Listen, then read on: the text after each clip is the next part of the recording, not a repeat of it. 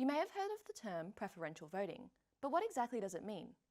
Australia is just a handful of places using the system known as preferential voting. In many countries, voters select one candidate on the ballot paper. At the end of the count, the candidate with the most votes is the winner.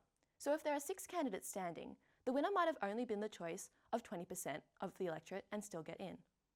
The preferential system is designed to be more representative of the public's choice. It's used for selecting members for both houses of the Victorian Parliament. The lower house, or Legislative Assembly, is made up of 88 single-member districts. Voters receive a ballot paper with each candidate's name on it and have to put a number next to each in order of preference.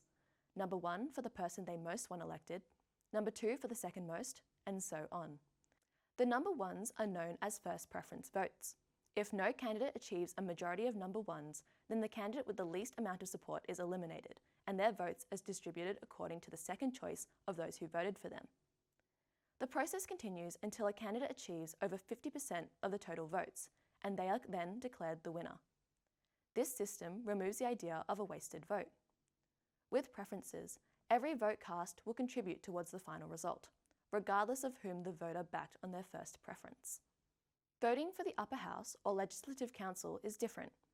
Firstly, elected members don't have individual seats. Instead, a group will represent a region of the state.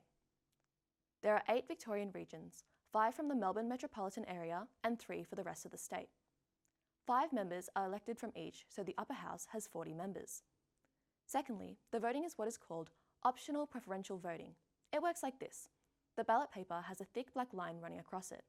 Above the line are the names of the parties contesting the election, and below the line are the names of all the candidates organised in their parties. Most people opt to vote above the line and vote for their party of choice.